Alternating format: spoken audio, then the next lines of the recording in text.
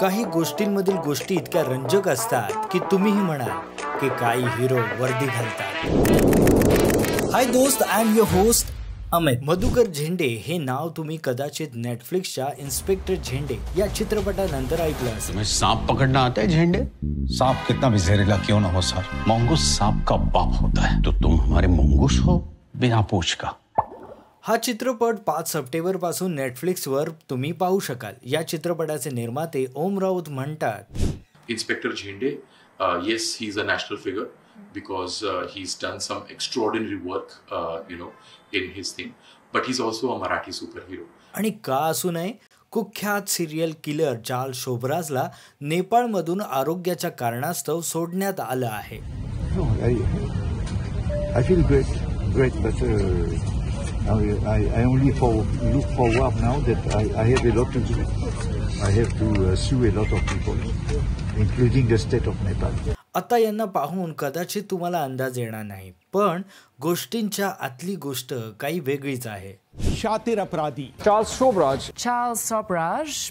शोब्राजने 32हून अधिक महिलांची हत्या केली होती।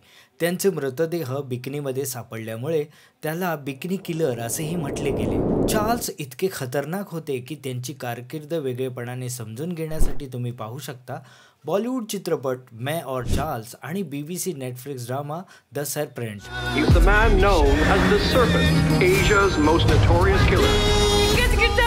आणि 2025 ची Netflix India series black warrant. Sunil Gupta, do you know who I am? आता तुम्हाला अंदाज आला असेल की जेवढं सोपं दिसतं तेवढं सहसा नसतं। 1971 मध्ये मुंबई पोलीस दलाचे अधिकारी 11 तारखेला नोव्हेंबरच्या तो आला आणि तो चालला होता असा आमच्या टॅक्सीच्या बाजूने सहा असायचा, असा सूट बीट घातलेला। मी पटदिशी जाऊन त्याला असा मागून पकडला तर त्याच्या इकडे रिव्हॉल्वर होतं। ते रिव्हॉल्वर वगैरे काढून घेतलं, त्याला पोलिसांना नेला, पण तो काय बोलायला तयार नाही। त्याला पहिल्यांदा अटक केली होती। रायफल, रिव्हॉल्वर आणि इतर शस्त्रे सापडली होती। मधुकर झेंडे यांनी पिस्तुलाच्या कॉडचा वापर करून चार्ल्स शोब्राजला ताब्यात घेतलं होतं। दरोड्याच्या प्राथमिक तपासानंतर त्याला दिल्ली पोलिसांच्या ताब्यात देण्यात आले। दिल्ली पोलिसांना तो वॉन्टेड होता म्हणून ते येऊन दिल्ली पोलीस त्याला घेऊन गेले। पण चार्ल्स पुन्हा एकदा पळून गेला आणि अवघ्या 1 महिन्यात चार्ल्सला पळून जाण्यात यशस्वी झाला। उसने पेट में दर्द का बहाना बनाया और वेलिंगटन अस्पताल में पुलिस को चकमा देकर वहां से भाग निकला। या दरम्यान चार्ल्सला पुन्हा अटक करण्यात आलं। मधुकर झेंडे यांना पुन्हा यश आलं।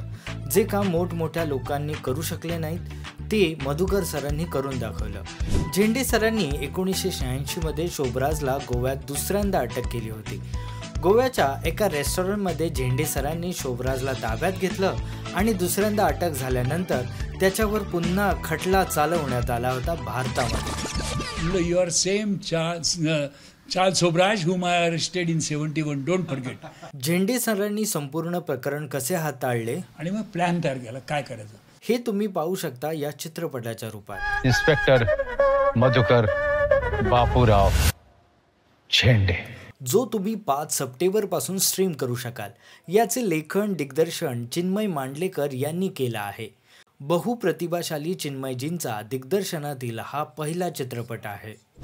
It somehow struck me that it has a lot of irony and black humor. तुम्ही त्यांना अनेक ऐतिहासिक आणि मोठ्या भूमिकांमध्ये पाहिलेलं असेल। आर्टिकल 370 पॉलिटिकल प्रॉब्लेम नहीं है, आर्टिकल 370 इकॉनॉमिकल प्रॉब्लेम है। अभिनेते आणि इतर गोष्टींवर आपण चित्रपटाच्या रिव्ह्यू व्हिडिओमध्ये चर्चा करू, त्यासाठी तुम्ही इथे क्लिक करू शकता। बाकी मी जातो आणि पुढच्या व्हिडिओमध्ये येतो। तोपर्यंत लाईक करा किंवा डिसलाईक करा, बस इग्नोर करू नका, कारण जज्बा है जीने में जब तक सिनेमा है सीने में। सब्सक्राइब करें, बेल आइकन जरूर दबाइएगा।